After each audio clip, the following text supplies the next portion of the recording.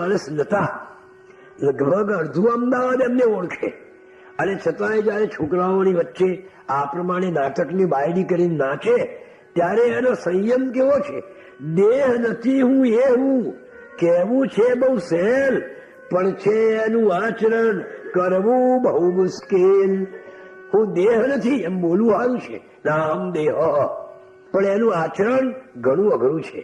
જતા આવતા લોક સૌ રસ્તા પરના આમ આભા બની જોઈ રહ્યા, ધન્ય છે આની આમ. એની આ હિંમત તો જો.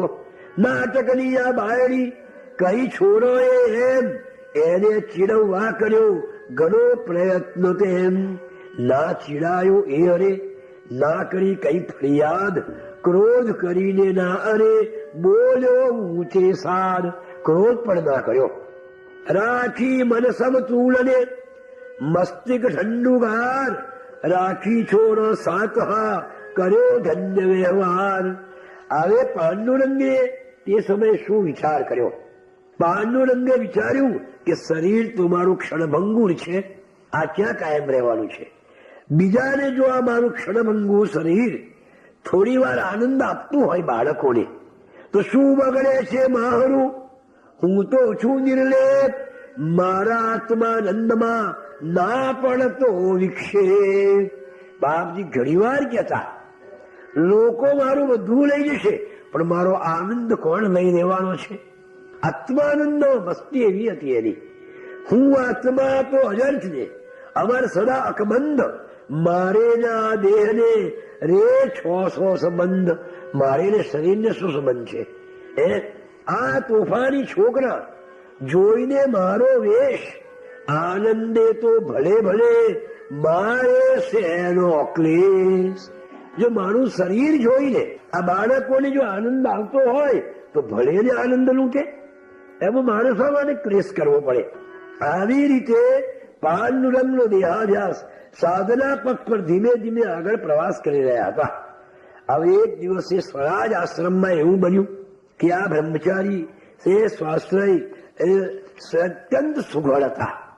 દિવસમાં 3 વખત તો સ્નાન કરે, વાળને અઠવાડિયામાં 2 વાર તો લીંબુ અને અરીઠો નાખીને જટાને બરાબર ધુએ, અને અત્યંત સુઘડ, ગંદકી તો જરાય ગમે નહીં. એટલા બધા સુઘડ હતા. વસ્તુઓ પણ બહુ સુઘડ પહેરે, સફેદ બગલાની પાંખ જેવા. ઇસ્ત્રી ના કરાવે. બાપજી કહેતા હું ઇસ્ત્રી કરાવતો નતો. ખાદીનો કોટ એમ ધોવું ફાઈન, સફેદ દૂધ જેવો, પણ એની ઇસ્ત્રી નહીં કરવાની. આવી રીતે હવે શું થયું કે પાંડુરંગની જટામાં, એમના વાળમાં એક દાડો જુઓ પડી ગઈ. ભાઈ પાંડુરંગ તો તે સમયે દેહ ભાનથી પર રહેતા હતા, તેથી કઈ ના પડી ખબર. એમને તો દેહ ભાવ હતો જ નહીં. આગળ આવશે કે હજારો મંકોડા શરીર પર ફર્યા કરે તો એમને ખબર જ ના પડે. ગિલોડીઓ શરીર પરથી પસાર થઈ જાય, સર્પ પસાર થઈ જાય, આગળ બધું આવશે ત્યારે લાગશે કે નાહમ દેહ કરનારા કેવો અવધૂત છે. વાળ ઓળવા ના કદી રાખતા કાંસકો એ, નાહમ દેહ મરમી રહેતા સદા વિને. કોઈ દાડો વાળ ઓળવાના નહીં, કાંસકો રાખવાનો નહીં. એક મોદીજીએ એક દિન જોયું મસ્તક પર, ખદબદતી જુ લીખ ક્યાં થાતી તરવર તર. બધી લીખો ને જુઓ એમના માથામાં તરવર તરવર તરવર વરસાયા કરે. મોદી મન વિચારતા પામી અતિ આશ્ચર્ય, બ્રહ્મચારીના મસ્તકે ક્યાંથી આ અવ્યય? આ તો બ્રહ્મચારી છે, એમના માથામાં જુઓ ક્યાંથી આવી? બીજાના આસન ઉપર ના બેસે કદીએ. આ એમનો નિયમ હતો, કોઈના આસન પર બેસવાનું નહીં, પોતાનું જ આસન. અન્યની શૈયામાં કદી નામ સુવે નિજ દે. બીજાની પથારીમાં સુવાનું નહીં, પોતાની જ પથારીમાં સુવાનું. દિનમાં 2-3 વાર એ કરતા નિત્ય સ્નાન, ભીના વાળ લૂછી અને કોરા કરે નિદાન. વાળ પણ લૂછી નાખતા હતા. લીંબુ કે અરીઠા થકી સપ્તાહમાં 2 વાર માથું ધોઈ સાફ કરે, રહે મેન લગાર. 2 વખત તો માથું ધોતા હતા. તો એ ક્યાંથી આવ્યા? જૂલિખ અપરંપાર, કાંઈ કશું સમજાય ના, અચરજ પામ્યા પાર. મોદીજીને આશ્ચર્ય થઈ ગયું કે આ બ્રહ્મચારી કેટલા સ્વચ્છ છે, છતાંય એમના માથામાં આટલી બધી જુઓ કેમ પડી હશે. એટલે મોદીજી સીધા બજારમાં ગયા અને ઝીણી કોંસકી લઈ આવ્યા. અને ઝીણી કોંસકીના દિવસમાં 2-3 વખત આ બ્રહ્મચારીનું માથું ઓળે એટલે બધી જુઓ બહાર નીકળી આવે. મોદીજીએ એમ ત્યાં કરી મહેનત દિન 4, પાંડુરંગના શીશ થકી જૂલિખ કાઢી બાર. 4 દાડા સુધી આ પ્રમાણે પેલે ઝીણી કાંસકી વડે માથું ઓળી બધી લીખો, બધી જુઓ મોદી કાકાએ બહાર કાઢી નાખી. જૂલિખ કાઢતો કાઢતા મોદી મનની વાત જાણી જઈને પાંડુરંગ છેડી રહ્યા એ વાત. પેલા મોદીના મનમાં એવો વિચાર આવે છે કે આટલા સ્વચ્છ છે, કોઈની પથારીમાં સૂતા નથી, કોઈનું વસ્ત્ર પહેરતા નથી, કોઈના આસન પર બેસતા નથી, 2 વખત તો માથું ધોવે છે અઠવાડિયામાં, તો આ લીખોને જો ક્યાંથી આવી? એ પાંડુરંગ સમજી ગયા. એટલે બોલ્યા, સુનો મોદીજી, આ રીતે સ્વયં દત્ત ભગવાન મારા દેહાધ્યાસની કરે કસોટી જાણ. આ તો મારો દેહનો ધ્યાસ કેટલો છે, ક્યાં સુધી મને એમ લાગે કે હું આ દેહ નથી, એવું એ કસોટી કરી રહ્યા છે. પાંડુરંગ રહેતા સદા અતિ સુગઢ ને સ્વચ્છ, ફુવળપણું તો કોઈની ચલાવીને લારજ. જરાય ફુવળપણું ના ચાલે, અત્યંત સુગઢ. જે ગાંધીજીનું ચોખલિયાપણું કહીએ છીએ ને, બાપજીમાં એવી ચોખલિયાપણું હતું. સ્વચ્છ શુદ્ધ ખાદી તનો પહેરતા પોશાક, ગંદુ ગોબરું ક્યાંય પણ ના થવા દે દ્રાક. ધોબીને ત્યાં ધોયેલા અક્કડ વિધવિધ રંગ, ઇસ્ત્રીદાર કે ભભગતા વસ્ત્ર ધરેલા અંગ. ધોબીને ત્યાં ધોયેલો પહેરવાનો નહીં, જાતે જ ધોવાનો. શુદ્ધ ખાદીના સ્વચ્છ ને ધવલ બગલાની પાંખ, પાંડુરંગની સુગઢતા ઉડીને વળગે આંખ. એવી એમની સુગઢતા. આવા પાંડુરંગનું જીવન એ પોતાની સાધનામાં ધીમે ધીમે આ સ્વરાજ આશ્રમમાંથી પણ આગળ વધી રહ્યું છે. હવે આમ દિવસો જવા લાગ્યા, બહારથી કોઈને ખબર ના પડે કે આ મોટો સાધક છે, પણ કોઈ વાર એમની સાધનાના ચમકારા અંદરથી ચમકે ને એ બહાર દેખી આવે. એટલે કોઈકને કોઈક ઉચ્ચ કોટીનો હોય કો સાધક વિરલો જે, એ જ ઝવેરી રત્ન પારખે નિસંદે. કોઈ ઉચ્ચ કોટીનો સંત હોય એ ઓળખે કે આ કોઈ સામાન્ય સાધક નથી. એ વખતે એક બહુ જ તેજસ્વી અને ખૂબ જ વિદ્વાન એવા એક સંન્યાસી આવી પહોંચ્યા આશ્રમમાં ગાંધીજીના. બંને પાંડુરંગ વચ્ચે પ્રેમ, એકબીજાની દ્રષ્ટિ મળી. પેલા સંન્યાસી ઉચ્ચ કોટીના હતા, એટલે સમજી ગયા કે આ પાંડુરંગ એ કોઈ સામાન્ય સાધક નથી, આ કોઈ ઉચ્ચ કોટીનો અવતારી પુરુષ છે. એટલે એક દિવસે પેલા સંન્યાસી પાંડુરંગની પાસે આવ્યા કે વડામેજી, બ્રહ્મચારીજી બોલો કે શું છે? એક કામ ના કરો મારું, કે તમારું કામ ના કરે એવું બને? તમે તો વંદનીય છો. કે જુઓ, પેલું નારદ મુનિનું રચેલું જટાધરમ પાંડુરંગમ નામનું જે દત્તાત્રેય સ્તોત્ર છે, એ તમે મને તમારા હસ્તાક્ષરમાં લખી આપો. એટલે પાંડુરંગ 21 વર્ષના હતા, પેલા સંન્યાસી તો 60 વર્ષના, કેટલા જ્ઞાની. એટલે સંન્યાસીએ પૂછ્યું કે આ શું કરશો તમે? કે ના, તમારા હાથમાં હું લખીને શું કહીશ? કે તમારા હસ્તાક્ષર વાળા લખેલા એ જટાધરમ પાંડુરંગ સ્તોત્રનું અનુષ્ઠાન કરીશ. મારે દ્વારકાપીઠના શંકરાચાર્યની ગાદી જોઈએ છે, મારે શંકરાચાર્ય બનવું છે. એટલે તમારા આપેલા સ્તોત્રનું હું જો અનુષ્ઠાન કરીશ તો મને શ્રદ્ધા છે કે દ્વારકાપીઠની ગાદી મને મળશે. પીઠાધીશ્વર મારે થવું છે. ભગવાનને કહે, હું તો કઈ ઓછો મોટો માણસ છું, તું ના કે, પણ મેં તને ઓળખી લીધો છે, તો સાક્ષાત દત્તાત્રેય છું, માટે મારું આટલું કામ કર. કે જો સ્વામીજી આપનું કામ થતું હોય તો અમે લખી આપું એમ. એટલે અવધૂતજીએ પોતાના હસ્તાક્ષરમાં સ્વામીજીને જટાધરમ પાંડુરંગનું લખ્યાનું સ્તોત્ર ઘેર લઈ ગયા. આસન વિધિ જે કે કરવાની હતી એ કરી, શુદ્ધ આસન પર બેસી ગયા, ધૂપ દીપ સાથે રાખ્યા. નિષ્ઠાથી સ્વામીજીએ એના 10,000 પાઠ કર્યા. ત્યાં તો હા થયો ચમત્કાર. સ્વામીજીએ પેલા સ્તોત્રના 10,000 પાઠ કર્યા. દ્વારિકાની પીઠના પોતે પીઠાધીશ્વર ચંદ્રશેખરાશ્રમ ધરી નામ સ્વામી સત્વર લો. દ્વારકા પીઠના શંકરાચાર્ય બની ગયા ચંદ્રશેખરાશ્રમ અને થયા પીઠાધીશ્વર. અને હૈયે હર્ષ અપાર સ્વામીની શ્રદ્ધા તણો ગરજો જય જયકાર.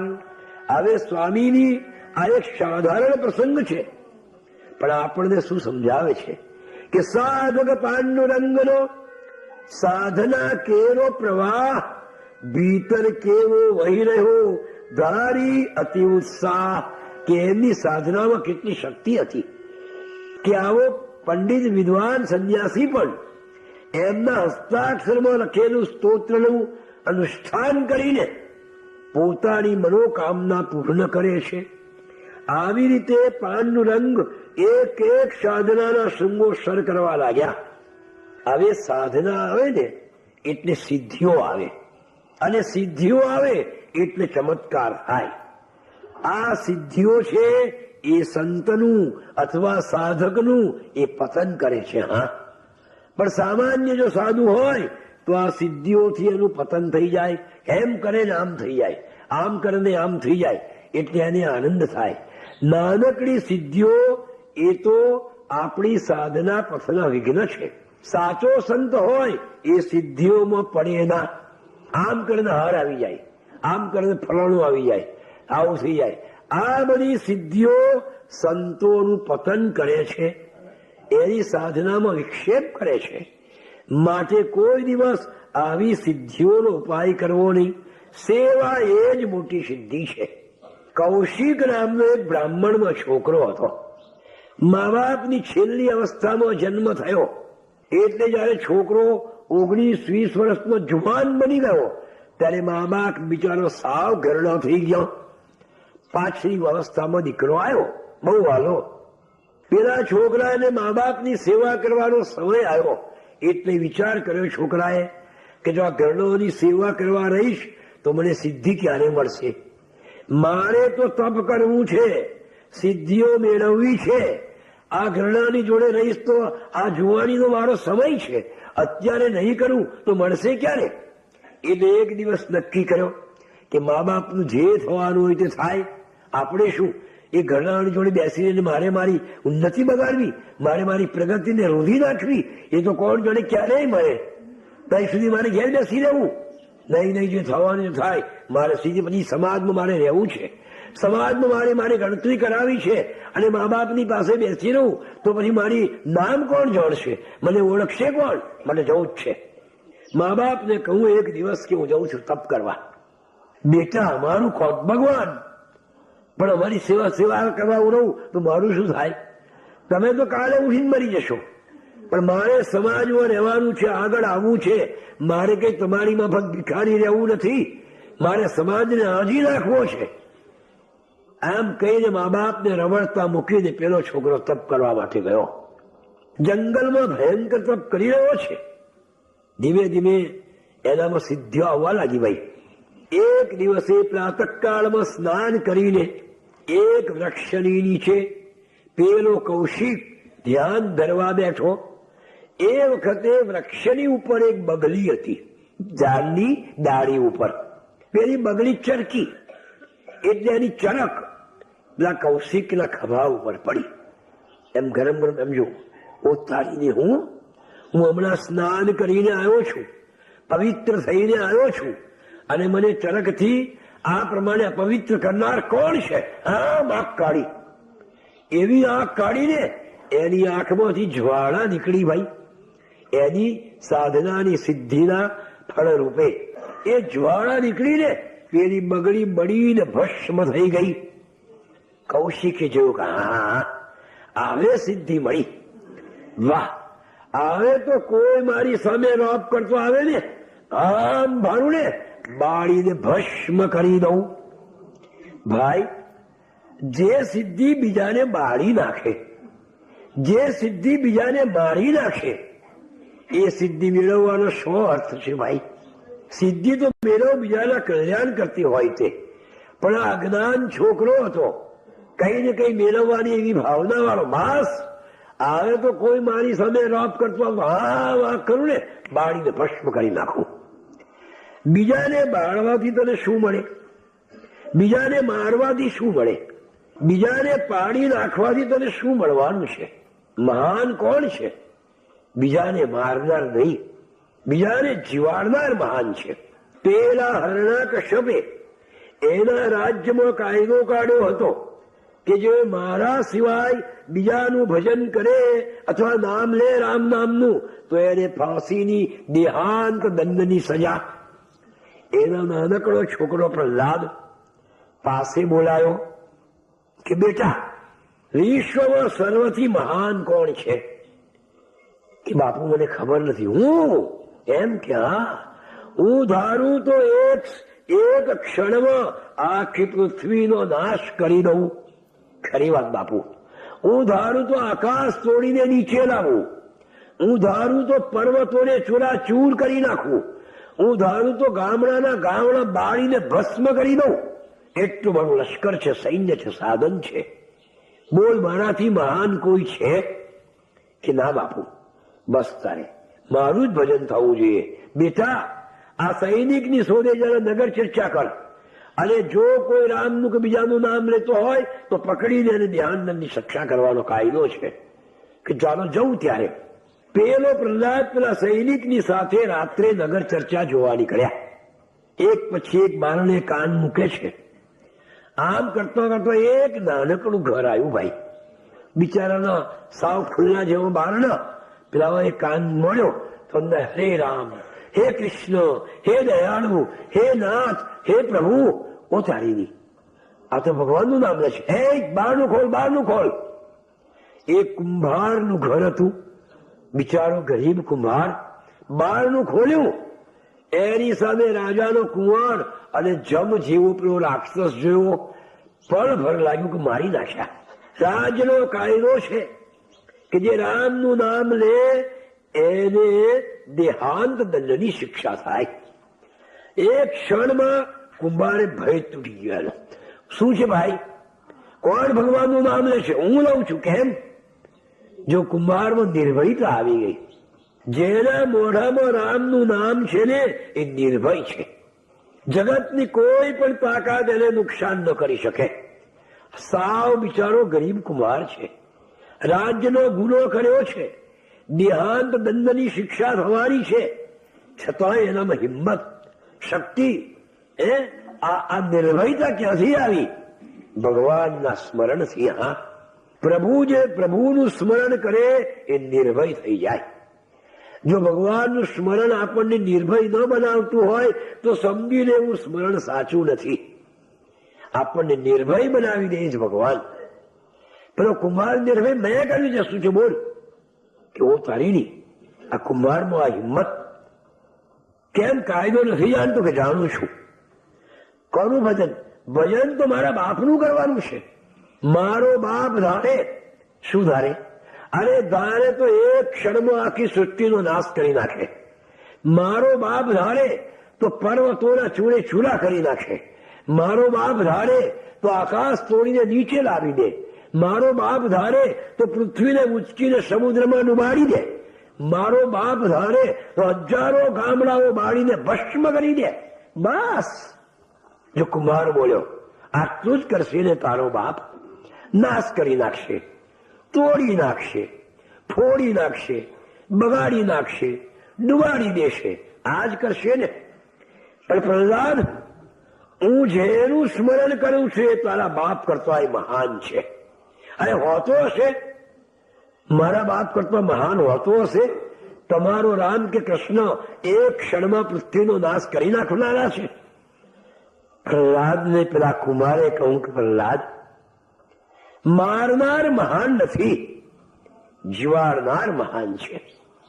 તારો બાપ લાખો માણસને મારી નાખે, પણ હું તને એક પ્રશ્ન પૂછું છું કે એક મરી ગયેલી કીડીને જીવતી કરવાની તારા બાપમાં તાકાત છે?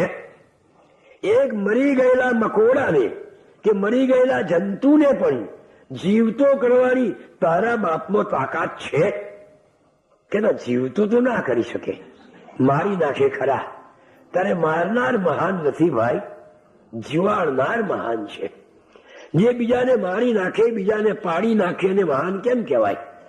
જે પડેલાને ઉભો કરે, જે મરનારને જીવતો કરે, જે નિરાશ થયેલાને આશા આપે, એ મહાન કહેવાય. મારવામાં શું મોટી તાકાત છે? તમારી પાસે શક્તિ હોય, હથિયાર હોય તો તમે મારી નાખો, એમાં શું મોટી વાત કરી? પણ ખરી મહત્તા તો જીવાડનારની છે. જઈને તમે પગમાં મારીને પાડી નાખો, પાડી નાખવામાં શું મહત્તા છે? પણ જે પડેલો છે એને હાથ જાવીને જે ઉભો કરે છે એ મહાન છે. હા, રસ્તા પર કાંટા ને કાંકરા એ તો નીચ હલકો માણસ નાખે, પણ રસ્તાને સાફ કરીને એના પર પાણી છાંટે ને એ મહાન છે. હા, બુરું કરનારો, નાશ કરનારો કોઈ દ્વારા મહાન નથી. તારા બાપની તાકાત શું કરશે? જગતમાં નાશ જ કરશે ને, પણ કોઈને જીવન આપશે? મારો ભગવાન તો જીવન આપે છે. પ્રહલાદ કે છે ના હોય કે સાંભળ, ગઈકાલે રાત્રે મારા ઘરમાં એક માટલામાં બિલાડી હોય. એ બિલાડીના 4 બચ્ચા કુમળા બિચારા તાજા જન્મેલા હતા. મને ખ્યાલ રહ્યો ના, અને મેં નિમાડો ભરી દીધો. નિમાડો ભરીને હળગાવી દીધો, છાણું લાકડું નાખીને. આ ધક ધક ધક પડી રહ્યો છે. અત્યારે સૂતો તારે મને ખ્યાલ આવ્યો કે જે માટલામાં પેલા બિલાડીના બચ્ચા હતા એ માટલું મેં નિમાડામાં મૂકી દીધું છે. અરે રે ભગવાન, મેં આ કેવું પાપ કરી નાખ્યું. એટલે હું મારા ભગવાનને પ્રાર્થના કરતો હતો કે હે પ્રભુ, એ બિલાડીના બચ્ચાને આ ધગધગતા નિમાડામાંથી કાલે સવારે તું જીવતા રાખજે. પ્રહલાદે નિમાડો જેવો ભગ ભગ બળે છે, આમાંથી જીવતા નીકળે કે હા, મારો ભગવાન જીવાડી શકે કે ના હોય? ખરેખર અત્યારે જાઉં છું, કાલે સવારે વહેલો આવીશ. મારા દેખતો નિમાડો તોડજે, અને જો બિલાડીના બચ્ચા જીવતા નીકળે તો હું પણ તારી માફક ભગવાનનો જ ભક્ત બની જાઉં. મારા બાપની ભક્તિ નહીં કરું, મારે જોવું પડશે. મારનાર નહીં, જીવાડનાર મહાન છે. પ્રહલાદ તો ગયો, પણ પેલા કુમારને આખી રાત ચિંતા થઈ કે આવા ભયંકર નિમાડામાંથી જો જીવતા નહીં નીકળે તો બીજું શું થશે? કુમાર કે છે ભગવાન, મને મારું મોત આવશે એની ચિંતા નથી, પણ પછી તારા નામ પર કોઈ વિશ્વાસ નહીં રાખે ભગવાન, માટે તું એને જીવતા રાખજે. કોઈ તારું ભજન નહીં કરે કે લે આપણે ના કર્યું, તારી હાંસી થશે ભગવાન. આજે લાજ મારી જો જાશે, વાલા તારી હાંસી થશે. મારું શું થવાનું છે? તારી હાંસી થશે ભગવાન. લોકો કહે છે કે જોયો જોયો હવે તારો નારેશ્વર નો નાથ. દીન બાળકને દુઃખમાં દીઠો તો એ ના ઝાલ્યો હાથ. લોકો એમ મેળા દેશે, વાલા હુંથી કેમ સેવાશે. ભગવાન લોકો મેળા દેશે મને કે જોયો આવો તારો ભગવાન. આ બિલાડીના બચ્ચા તો જીવતો ના નીકળ્યા, પણ કુમારમાં શ્રદ્ધા છે એટલે બોલ્યો કે શ્રદ્ધાના જોરે કહું છું કે પ્રભુજી રાખશે મારી લાજ. ભક્તને કાજે દોડશે એને હૈયે છે દીનોની દાજ. બાળક આશા પૂરી થાશે. આ નિંદકોનો મોં પડી જાશે, આજે લાજ મારી જો જાશે, વાલા તારી હાસી થાશે. કુમાર આખી રાત પ્રાર્થના કરે છે, એને શ્રદ્ધા છે કે મારો ભગવાન મારી લાશ તો નહીં જવા દે, અને જો જવા દેશ તો ભગવાન હું તો મરી જઈશ, મુઓ મને મારી નાખશે તો, પણ પછી તારા નામ પર કોઈ ઇતબાર નહીં રાખે. હા, આખી રાત પ્રાર્થના કરી, આંખમાં આંસુ સાથે કરેલી પ્રાર્થના ભગવાનને સાંભળવી જ પડે છે, અને ન સાંભળે ન દ્રવે તો એને ભગવાન કોણ કે? પ્રાતઃકાળ થયો, પ્રહલાદ આવી પહોંચ્યો. એ ચાલ પેલો નિભાડો કાઢ કે ચાલો. કુમારનું હૃદય ધડક ધડક થઈ રહ્યું છે. પ્રભુ જોજે, હા તારા નામનો ઇતબાર ના જાય મારા નાથ.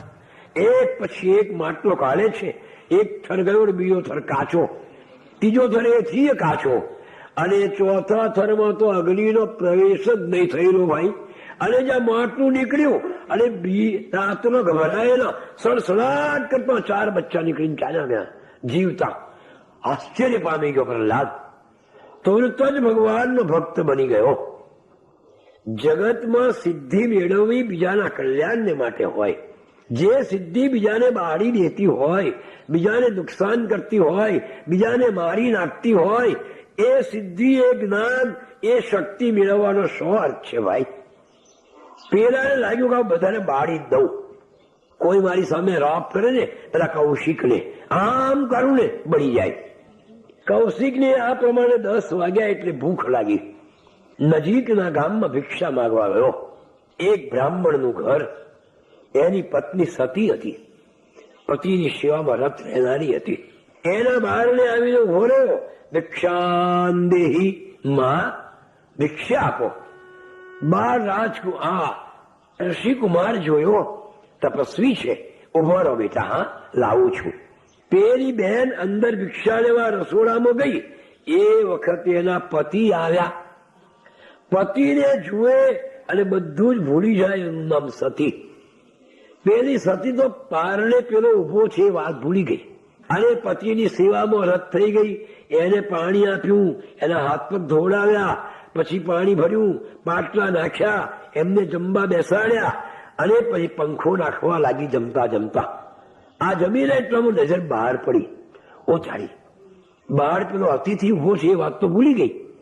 હવે એ દરમિયાન પેલા કૌશિકને લાગ્યું કે મને ખાવાનું આપવા જતી હતી, ભિક્ષા આપવા જતી હતી, એટલામાં તારો ધણી આવ્યો એટલે એની પાછળ પડી ગઈ અને એની સેવામાં લાગી ગઈ, અને મને ઉભો રાખ્યો, તું બહાર આવ, તને બાળીને ભસ્મ કરી દઉં. આવે પેલી સતીએ પતિને કહ્યું કે સ્વામીનાથ, બાર ઋષિકુમાર ઉભો છે, તપસ્વી છે, ભિક્ષા માંગવા, જાઓ જાઓ, હું જમું છું, મારી ચિંતા ના કરશો, તમે એને ભિક્ષા આપી આવો. એટલે પેલી ભિક્ષા લઈને આવી. પેલા એ તો એવો ક્રોધ ચડે, આવે એટલે બાળી જ દઉં. તારો ધણી આવ્યો એટલે લાગલો ધણીની પાછળ પડી ગઈ, અને મને કાનનો ઉભો રાખ્યો છે, તું બહાર આવ. પેલી બાય આવી એટલે આમ આંખ કાઢવા મળ્યો. બહુએ આંખો આમ ફાડે છે, પણ પેલી બાઈ બળતી જ નથી. કેવો ચાલી નહીં હું બહુ એવું કરવા લાગ્યો, આંખના ચાળા. એટલે પેલી બાઈએ એક માં જેટલા પ્રેમથી દીકરાને કહે એટલા પ્રેમથી કહ્યું, બેટા આ પેલી બગલી ન હોય, આ પેલી બગલી ન હોય, ત્યાં બગલીને બાળી મૂકી છે એ વાત માત્ર હું જ જાણું છું. તો આ ભાઈ કઈથી જાણી ગઈ? એની પાસે જબરદસ્ત મંત્ર શક્તિ છે. આ મંત્ર આપણે શીખી લેવો જોઈએ. એટલે બીજાના મનની વાત જાણી જ જવાય. બસ બસ ખાવા બેઠો પણ કોળિયો ગળે ઉતરતો નથી. માએ કહું, બેટા જમને. માં સાચું બોલો, તમે આ સિદ્ધિ ક્યાંથી મેળવી? જંગલમાં હું એકલો તપશ્ચર્યા કરતો હતો, પેલી બગલીને બાળી મૂકી એ મારા સિવાય કોઈ જાણતું નતું. અહીંથી 3 ગૌ દૂર થાય જગ્યા તો તમે કેવી રીતે જાણી ગયા કે તારે એ મંત્ર શીખવો છે બેટા? કે હા માં, મને શીખવાડો. જો મારથી નહીં શીખવાડાય, પણ તું કાશી જા.